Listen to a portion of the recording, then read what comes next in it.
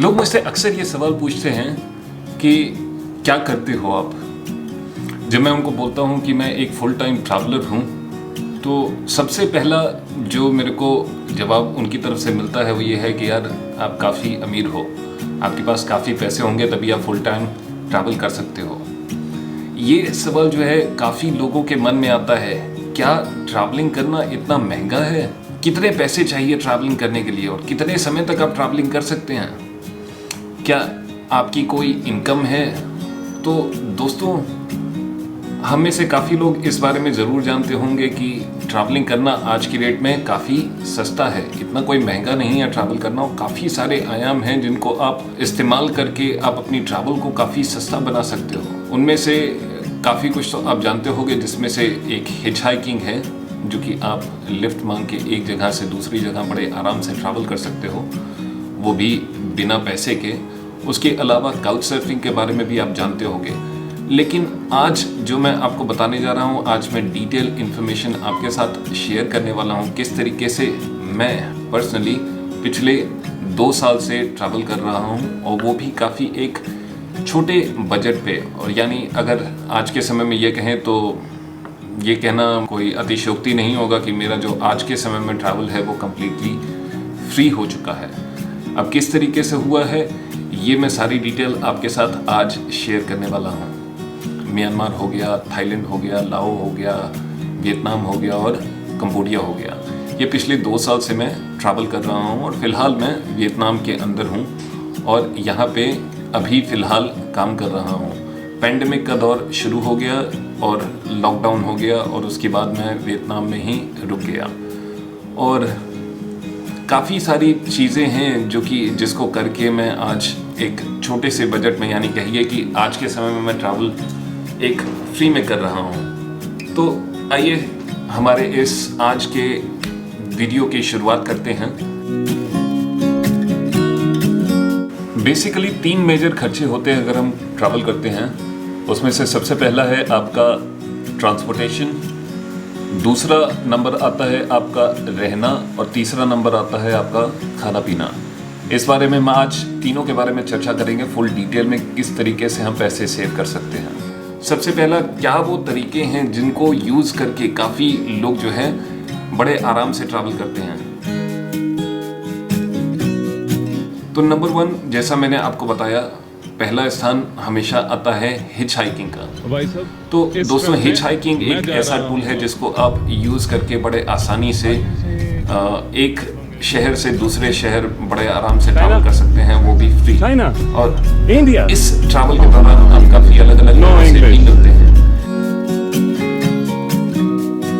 लेकिन क्या हर बार hitch hiking free है? तो दोस्तों, कई बार ऐसा होता है कि हिच हाइकिंग के लिए भी आपसे पैसे मांगे जाते हैं। तो अगर आप हिच हाइकिंग कर रहे हैं, खासकर साउथ ईस्ट एशियन कंट्रीज़ में या फिर दूसरी कंट्रीज़ में, सेंट्रल एशियन कंट्रीज़ में, या फिर और भी किसी देश में आप ट्रैवल कर रहे हैं, तो अगर आपको कोई लिफ्ट देने के लिए गाड़ी रोकता है तो सबसे पहला काम उससे ये पूछिए कि पैसे आप नहीं देने वाले हैं। तो इस चीज़ को आप कंफर्म कर लीजिए। जैसा मैं लाओ में भी ट्रैवल कर रहा था, तो जैसे ही अगर कोई रुकता था तो उससे मैं बोल देता था बो मनी नो मनी। वो लाओ में बोलते हैं नो को, बो मनी नो मनी। इसी हिसाब से आप दूसरी कंट्रीज़ में भी अगर आप उनको बोलिएगा नो मनी, तो या तो वो आपको जगह दे देंगे और नहीं तो आप दूसरी गाड़ी का इंतज़ार कीजिए। अच्छा हाँ, मैंने एक चीज़ नोटिस की है, काफ़ी सारे लोग जो है बिल बोर्ड लगा के एकदम तैयार हो जाते हैं। ये काम मैंने भी साउथ ईस्ट एशिया में करके देखा। हालांकि जो मेरा एक्सपीरियंस था वो नाम लिख के कहीं काम में नहीं आया। तो एक जो मेरे को मेरे दोस्त ने उपाय बताया वो ये है कि आप एक एरो का निशान बना दो और आप खड़े हो जाओ जिस भी डायरेक्शन में आपको जाना है। इस हिसाब से ये होगा कि अगर सामने वाला जो है, अगर आपकी नेक्स्ट डेस्टिनेशन पे नहीं जा रहा है तो उस डायरेक्शन में भी जा रहा है, तो वो भी आपको तकरीबन उतनी दूर छोड़ देगा। अब जैसे मैं लाओ में ट्रैवल कर रहा था तो मेरे को कई बार ऐसी राइड्स मिली जो कि 25 किलोमीटर 30 किलोमीटर के हिसाब से मिली। मतलब कि एक दिन में मेरे को 150 किलोमीटर ट्रैवल करना था और 7 राइड के बाद भी मैं 150 किलोमीटर ट्रैवल नहीं कर पाया। और हाँ, ऊपर वाले का ये रहा कि जो लास्ट मेरे को राइड मिली उन लोगों ने मेरे को ऐसी जगह पे छोड़ा जहाँ पे उन लोगों ने मेरे को स्टे भी फ्री में दिया, और वहाँ के जो लोकल लोग थे जो कि एक्चुअली में वियतनामीज़ लोग थे जो कि बॉर्डर टाउन में रह रहे थे लाओ के, और लाओ वियतनाम के, तो उन लोगों ने मेरे को खाना भी फ्री में दिया। तो आप इस तरीके से बड़े आराम से हिच हाइकिंग कर सकते हैं। दूसरा जो है वो है काउच सर्फिंग, जिसके बारे में आप सब लोग जानते हैं। काउच सर्फिंग एक एप्लीकेशन है जिसको आप डाउनलोड करके अलग अलग देशों में, अलग अलग शहरों में, इवन भारत में भी काफ़ी लोग यूज़ करते हैं। मैं मणिपुर गया था, मणिपुर में भी मेरे को किसी ने काउच सर्फिंग में होस्ट किया था, वो भी एक दिन नहीं 10 दिन से ज़्यादा मैं उनके यहाँ रुका था, क्योंकि मैं नागालैंड भी गया, बैक एंड फोर्थ आ रहा था, तो उन लोगों ने मेरे को होस्ट करना मतलब कि कभी डिनाई ही नहीं किया। और इवन मैं औरंगाबाद में भी था, औरंगाबाद में भी मेरे को लोगों ने काउच सर्फिंग के थ्रू मेरे को होस्ट किया।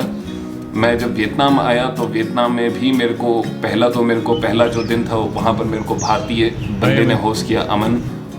और उसके बाद जब मैं उनके यहाँ से निकला, चूँकि वो सिर्फ एक दिन के लिए थे, तो उसके बाद अगले दिन मैं जब काउच सर्फिंग सर्फ कर रहा था तो मेरे को यूक्रेनियन कुछ लड़के मिले काउच सर्फिंग पे ही, जिन लोगों ने मेरे को आश्रय दिया। और उसके बाद आगे मैंने अपना वियतनाम का सफ़र जारी रखा। अच्छा, एक चीज़ है कि अगर आप काउच सर्फिंग में इंटरेस्टेड नहीं हो तो काउच सर्फिंग का एक काफ़ी अच्छा फीचर है जिसको यूज़ करके आप अलग अलग लोगों से, मतलब कि लाइक माइंडेड लोगों से जो कि ट्रैवल कर रहे हैं उनसे मिल सकते हैं। वो फीचर है हैंगआउट्स का। हैंगआउट्स बेसिकली आपका एक चैट प्लेटफॉर्म है। जो लोग भी वहाँ पर उपस्थित होंगे वो अपनी एक्टिविटीज़ वगैरह जो है वहाँ पर मेंशन करके रख देते हैं आज की डेट में कि हाँ, आज मैं यहाँ पर जा रहा हूँ, आज मैं इस वाटरफॉल पे जा रहा हूँ, मैं लोगों से मिलना चाह रहा हूँ। एक अच्छा आपका टाइम पास हो जाता है और काफ़ी इन्फॉर्मेशन शेयर हो जाती है। इसके बाद दोस्तों पूलिंग भी कर सकते हैं। अब जैसे मैं लाओ में था तो लाओ में मेरे को हॉस्टल में ही काफ़ी लोग मिले मेरे को, जिनके साथ मैंने बात करके ये प्लान बनाया वाटरफॉल जाने का, क्वांग सी वाटरफॉल। और मेरे पास जो थी बाइक नहीं थी। अब बाइक रेंट करने का मतलब है तकरीबन $6 आप पे कीजिए, उससे ज़्यादा, और उसके बाद आप पेट्रोल चार्जेस पे कीजिए। तो और एक जो रहता है अकेले जाने में भी उतना थोड़ा मज़ेदार नहीं होता है। तो इस हिसाब से मैं लोगों के साथ पैचअप हो गया। अगर आप कैंपिंग में विश्वास रखते हैं, अगर आपको कैंपिंग अच्छी लगती है तो यकीन मानिए आप अपना टेंट साथ में लेके चलिए और काफ़ी जगह पे आप जो है वाइल्ड कैंपिंग, फ्री कैंपिंग कर सकते हैं। अब जैसा म्यांमार में है जो कि रेस्ट्रिक्टेड है, मैं किसी को भी सजेस्ट नहीं करूँगा कि म्यांमार में हिच हाइकिंग या फिर आप वाइल्ड कैंपिंग कीजिए, क्योंकि वहाँ पर बाई लॉ जो है या फिर काउच सर्फिंग जो है बाई लॉ बैन है गवर्नमेंट की तरफ से। तो इसके अलावा जैसा आपका थाईलैंड हो गया, लाओ हो गया, मैं लाओ में भी काफ़ी जगह पे मैंने कैंपिंग करके रखी। थाकेक लूप में गया मैं, वहाँ पर भी कैंपिंग करके रखी। लोगों से पूछ लेता था बड़े आराम से कि दोस्त मैं यहाँ पर अपना टेंट लगा के सो सकता हूँ क्या? और ज़्यादातर लोग, आप विश्वास मानिए दोस्त, कि कोई मना नहीं करता है। कई लोग तो आपको अपना घर दे देंगे। मैं वियतनाम में भी जैसे मोटर बाइकिंग कर रहा था, उसके ऊपर भी मैंने पूरी डॉक्यूमेंट्री के ऊपर मैं काम कर रहा हूँ, किस तरीके से मैंने वियतनाम नॉर्थ से लेके पूरा साउथ कवर किया अपनी छोटी सी 100 सीसी की मोटर बाइक यामाहा नुवो पे। तो वो डॉक्यूमेंट्री जो है आप लोगों के साथ थोड़े समय में आएगी। मैं काफ़ी बिजी चल रहा हूँ आजकल टीचिंग को लेके। जैसा आप लोग मेरे अगर चैनल को फॉलो कर रहे होगे कुछ समय से, अगर या फिर अगर आप नए भी आए होगे, तो आपको मैं बता दूं कि मैं वियतनाम में फ़िलहाल टीचिंग कर रहा हूँ, और टीचिंग के ज़रिए एक छोटी सी इनकम मेरी हो जाती है। वो इनकम क्या होती है, वो किस तरीके से जॉब्स वगैरह मिलती हैं, वो हम आने वाले एपिसोड्स में डेफिनेटली बात करेंगे। तो फिलहाल तो हो गया बॉस कि आप कैंपिंग कर सकते हो। अब कई जगह आपको ये होगा कि यार कैंपिंग के लिए आपको लैंग्वेज बैरियर जरूर आएंगे। उस लैंग्वेज बैरियर को आप कैसे ओवरकम करें, उसका एक बड़ा आसान सा तरीका है। अब जिस भी देश में ट्रैवल कर रहे हैं दोस्त, कई जगह आपको इंटरनेट कनेक्टिविटी नहीं मिलेगी। तो मैं क्या करता था, मैं ट्रांसलेशन में जाता था, वहाँ पे टाइप करके रख देता था कि मेरे पास अपना टेंट है और मैं यहाँ पे कैंपिंग करना चाहता हूँ, आप मेरे को कोई ग्राउंड सजेस्ट कर दोगे जहाँ पे मैं अपना टेंट जो है पिच करके सो सकूँ। ज़्यादातर लोग जो है आपको कोई ना कोई ओपन ग्राउंड दे देंगे, चाहे वो लाओ था, चाहे वो थाईलैंड था, चाहे वो वियतनाम था। वियतनाम में तो यार इतना ज़्यादा इजी है कि मैं आपको क्या ही बताऊं। हम आने वाले एपिसोड्स में इसके बारे में पूरी डिटेल में चर्चा करेंगे। लेकिन हाँ, अगर आपको लोगों से कनेक्ट होना है कि किस तरीके से बात करनी है, क्योंकि ज़्यादातर वियतनामीज जो हैं वो इंग्लिश नहीं बोलते हैं, तो मैं क्या करता था यार, मैं जैसा आपको बताया, मैं पहले ही ट्रांसलेट करके रख लेता था कि मेरे पास अपना एक टेंट है और मैं जगह ढूंढ रहा हूँ कैंपिंग करने के लिए। एक सवाल लोगों का हमेशा मेरे पास आता था कि आपके पास पैसे नहीं है क्या? कुछ लोग मेरे को इवन पैसे तक देने के लिए रेडी हो गए थे, लेकिन मैंने उनको साफ साफ ये बोला कि दोस्त, उसका भी ट्रांसलेशन करके रख लेता था मैं कि मेरे पास पैसे हैं खाने के लिए और ट्रैवल करने के लिए, बट सोने के लिए थोड़े पैसे मेरे पास कम हैं, तो इस वजह से मैं अपना टेंट लेके चल रहा हूँ और कैंपिंग कर रहा हूँ और मुझे कैंपिंग अच्छी लगती है। तो इस तरीके से लोग जो हैं आपसे काफ़ी प्रभावित होते हैं। इसके अलावा अगर आप कैंपिंग नहीं भी करना चाह रहे हैं तो काफ़ी सारे देशों में मंदिर हैं, गुरुद्वारे हैं जहाँ पर आप रुक सकते हैं। अब जैसे बैंकॉक में आप जाइएगा तो वहाँ पर गुरुद्वारा है, आप रुक सकते हैं। इसके अलावा भी कई जगह पे पगोड़ा वगैरह हैं जहाँ पर रुकने की फैसिलिटीज़ वगैरह हैं। तो इस तरीके से जो है आप अलग अलग जगहों पे रुक सकते हैं। इसके अलावा दोस्त, अगर आपको पैसे बचाने हैं और ट्रैवल चीप करना है तो और भी तरीके हैं, जिनमें से आपका एक तरीका ये है कि जो भी आप खाना खा रहे हैं वो आप स्ट्रीट फूड खाइए। अगर आप बड़े बड़े रेस्टोरेंट्स में जाएंगे या फिर किसी भी रेस्टोरेंट में जाएंगे, वहाँ पर आपकी जेब जो है पक्का ढीली होनी है। और मैं जो कोशिश करता था हमेशा स्ट्रीट फूड खाने की कोशिश करता था। हाँ, अगर आप वेजिटेरियन हैं, जो कि मैं कुछ समय तक, काफ़ी समय तक वेजिटेरियन नहीं था, पिछले 6-8 महीने से तकरीबन मैं कम्प्लीटली वेजिटेरियन चल रहा हूँ, इवन कि मैं अंडा तक नहीं खा रहा हूँ। इससे पहले तक मैं काफ़ी कुछ खा लेता था। तो हमारे वीडियोज़ और भी आएंगे जहाँ पर आप मेरे को देखोगे कि मैं खा रहा हूँ। तो ये पुराने वीडियोज़ रहेंगे जिनमें मैं नॉनवेज बड़े आराम से खा लेता था। फिश हो गया आपका, चिकन हो गया, तो ये आपको बड़े कॉमनली मिलेगा। अगर आप नहीं खाना चाहते हो तो आप वो भी ट्रांसलेट करके रख लीजिए। आप उनसे बोल दीजिए कि आपको वेजिटेरियन खाना खाना है, तो कोई आपको मतलब कि हीन भावना से नहीं देखेगा, बॉस आप क्यों वेजिटेरियन है, बड़े अच्छे से देखते हैं कि यार आप, अच्छा आप वेजिटेरियन हो। कितना डिफ़िकल्ट है, क्योंकि साउथ ईस्ट एशिया में दोस्त ज़्यादातर लोग जो है सी फूड और पोर्क और मीट के ऊपर ज़्यादा ध्यान देते हैं। ये तो हो गया दोस्त, आप किस किस तरीके से जो है आप अपने पैसे बचा सकते हैं। अगर आप कभी ट्रैवल करते हैं और आपका ट्रैवल करने के बाद मन करता है यार ये जगह मेरे को काफ़ी अच्छी लग रही है और यहाँ पर मैं रुकना चाह रहा हूँ, तो आप किस तरीके से रुक सकते हैं? तो उसमें एक सबसे बड़ा रोल प्ले करता है वॉलंटियर वर्क। अब वॉलंटियर वर्क किस तरीके से फाइंड आउट किया जाए और क्या होता है इन वॉलंटियर वर्क में, किस किस तरीके के वॉलंटियर वर्क आपको मिल सकता है? तो दोस्तों, काफ़ी अलग अलग तरीके के वॉलंटियर वर्क हैं जो कि आपको बड़े आसानी से मिल सकते हैं। काफ़ी लोग आपको बोलेंगे वर्क अवे के थ्रू कर लीजिए या फिर दूसरी वेबसाइट्स के थ्रू कर लीजिए, जिनमें आपका जो है एक सब्सक्रिप्शन फ़ी होगी $40 की, $50 की सालाना। आप मान लीजिए वहाँ पर नहीं रुके या फिर आप किसी रीज़न से वहाँ पर आप नहीं पहुँच सके, मान लीजिए कि ट्रैवल करने का प्लान ही कैंसिल हो गया उस समय में, जैसे अभी चल रहा है लॉकडाउन का, मान लीजिए आपने पे किया और लॉकडाउन स्टार्ट हो गया, उसके बाद आपने कुछ एक्सप्लोर ही नहीं किया, तो तकरीबन $40 $50 आपके वेस्ट ना हो। तो मैं जो आपको आज बताने वाला हूँ मेरा पर्सनल एक्सपीरियंस है और मैं काफ़ी लोगों से मिला, वो भी वहाँ पर वॉलंटियर वगैरह कर रहे थे। तो आज मैं आपको बताता हूँ किस तरीके से और कौन कौन से वॉलंटियर वर्क आप कर सकते हैं। तो दोस्तों, सबसे पहला जो है वॉलंटियर वर्क, वो आप, जहाँ तक हम भारतीय जानते हैं कि योग जो है नंबर 1 पे है। हेल्थ फिटनेस के ऊपर सारे लोग ध्यान देते हैं, तो आपको हेल्थ फिटनेस, अगर आप योगा इंस्ट्रक्टर हैं या फिर अगर आप योग जानते हैं और पढ़ा सकते हैं योग को, तो योग पढ़ाने में भी काफ़ी आपको अलग अलग वॉलंटियर अपॉर्चुनिटीज़ मिल जाएंगी। इसके लिए आपको किसी भी वर्क अवे जैसी साइट पे नहीं जाना होगा। आपको कहाँ जाना है? तो दोस्त, आप जिस भी देश में ट्रैवल कर रहे हैं या जिस भी सिटी में ट्रैवल कर रहे हैं, वहाँ पर आप कनेक्ट होइए लोगों से। अब आप किस तरीके से लोगों से कनेक्ट हों? तो दोस्त, आज की डेट में सबसे आसान है फेसबुक।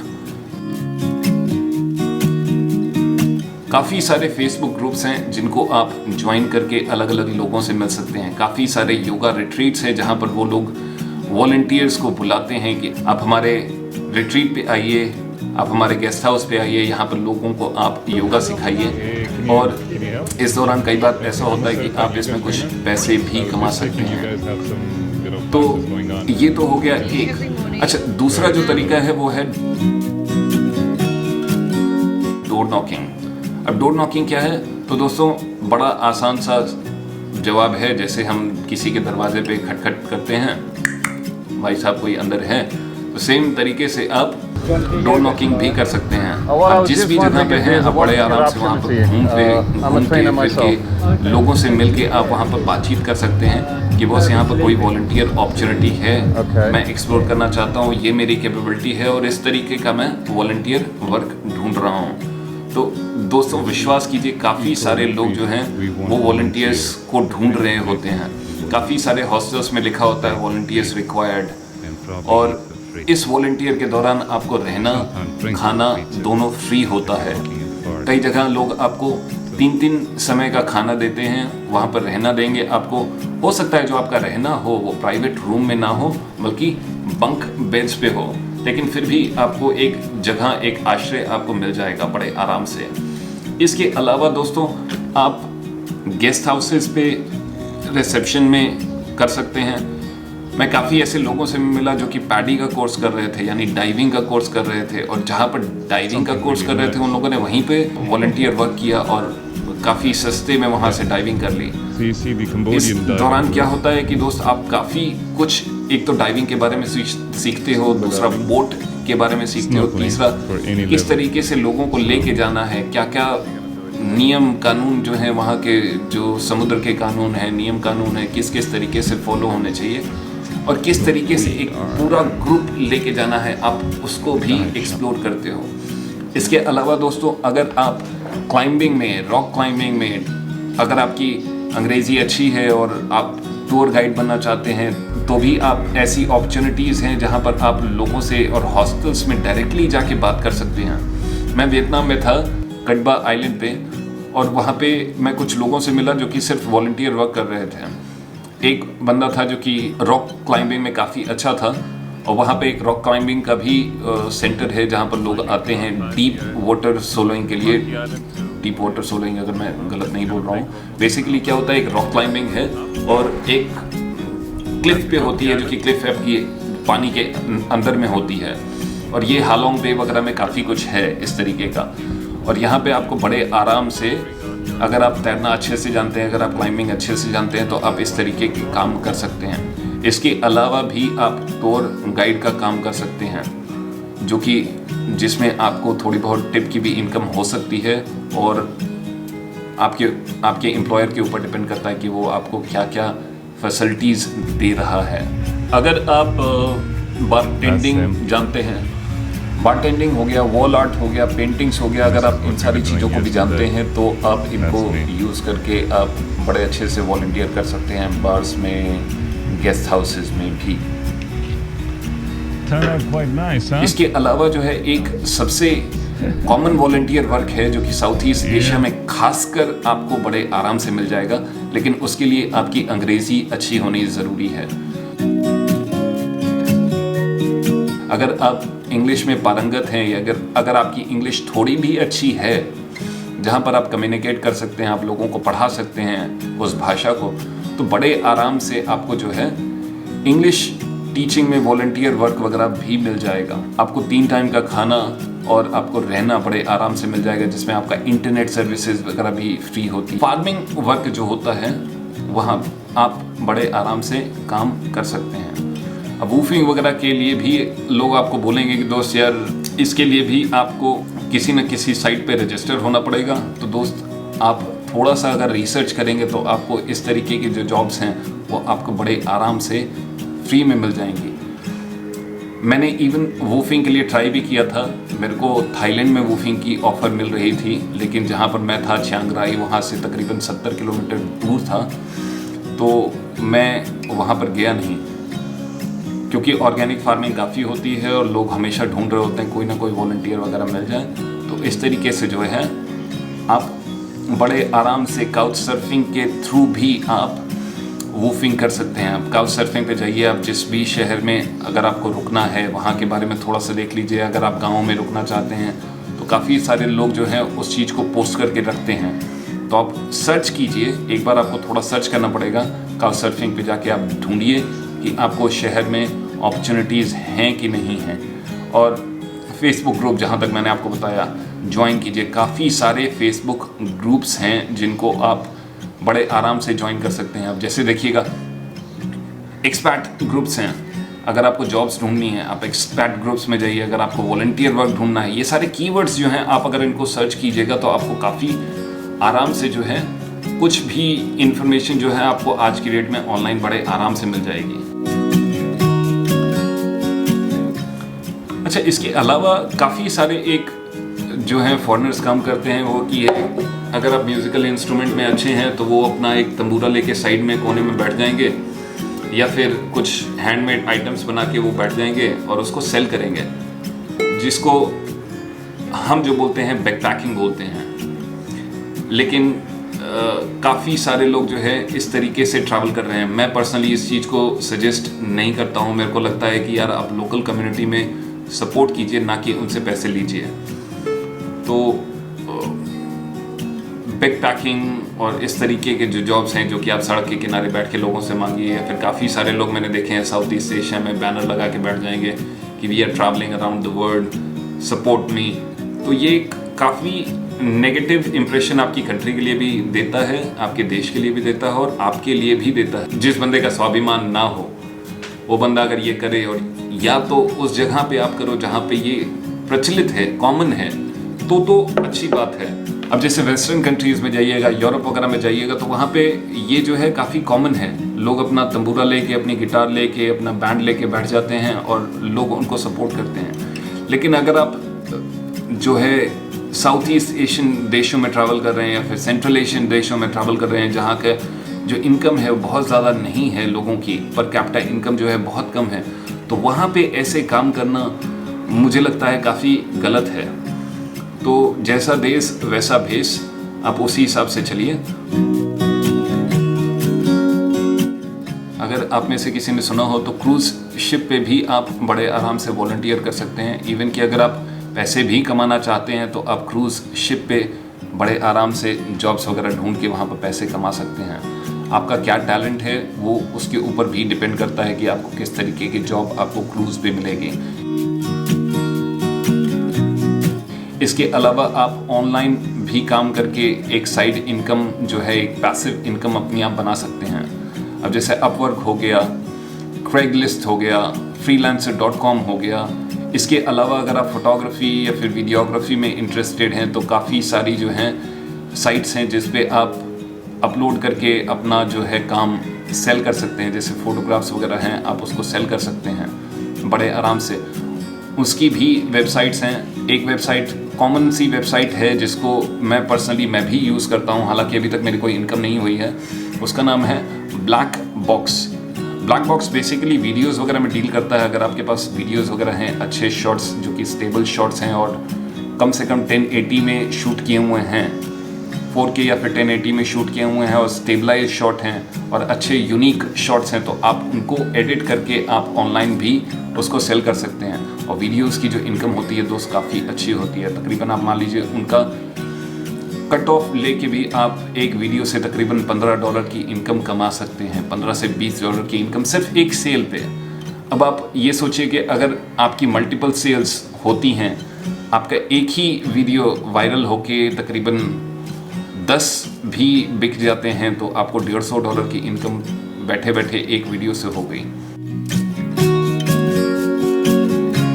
और हाँ, अगर आप इन सारे आयामों को अगर आप यूज़ करते हैं तो आप एक काफ़ी सस्ते से बजट में आप ट्रैवल कर सकते हैं। नेक्स्ट वीडियो में हम बात करेंगे किस तरीके से जो है मैंने वियतनाम में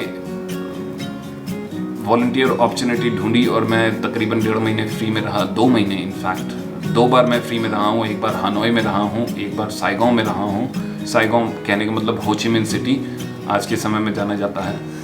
मैं दोनों जगह फ्री में रहा हूँ और किस तरीके से रहा हूँ ये आने वाले समय में किस तरीके से मैंने वॉलंटियर अपॉर्चुनिटीज़ को ढूंढा, वो भी मैं आने वाले समय में बात करूंगा। और ये भी बात करूंगा कि वियतनाम में किस तरीके से जो है आप टीचिंग जॉब्स वगैरह ढूंढ सकते हैं, और किस किस तरीके के जो हैं टीचिंग जॉब्स आपको बड़े आसानी से मिल जाएगी। तो फिलहाल के लिए दोस्तों आज की एपिसोड में इतना ही। आशा करता हूँ आपको ये वीडियो अच्छा लगा हो, थोड़ा सा इन्फॉर्मेटिव लगा हो।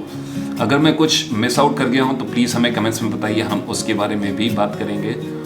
और अगर आपने चैनल अभी तक सब्सक्राइब नहीं किया है तो दोस्तों सपोर्ट कीजिए, हमारे इस चैनल को सब्सक्राइब कीजिए, शेयर कीजिए हमारे इस वीडियो को। हो सकता है ये वीडियो किसी न किसी के काम में आ जाए, आपके दोस्त, आपके परिजन, आपके मित्रों के काम में आ जाए। फिलहाल वियतनाम में बज रहे हैं भाई दोपहर के 12:15 बजे। आज हमारी शाम तक जो है छुट्टी है, शाम को हमारे पास काम है, तो शाम को हम काम करने जाएंगे। फिलहाल जो है हम थोड़ा सा स्विमिंग करने जाएंगे, और शायद हो सकता है हम अपने मित्र मी से भी मिलें, जिनका वीडियो आपने पिछली बार देखा हो। उनको हम हिंदी भाषा में थोड़ा सा पारंगत करने की कोशिश कर रहे हैं। फिलहाल के लिए दोस्तों इतना ही। मैं राज सिंह आप लोगों से इजाज़त मांगता हूँ, फिर मिलूंगा एक नए और शानदार वीडियो में कुछ अच्छी जानकारियों के साथ। तब तक के लिए आप खुश रहिए, सेहतमंद रहिए। जय हिंद, जय भारत, नमस्कार। नमस्ते थारुज, कैसे हो आप लोग? यहाँ पर सब चंगा है। Very good. Ready? Ready?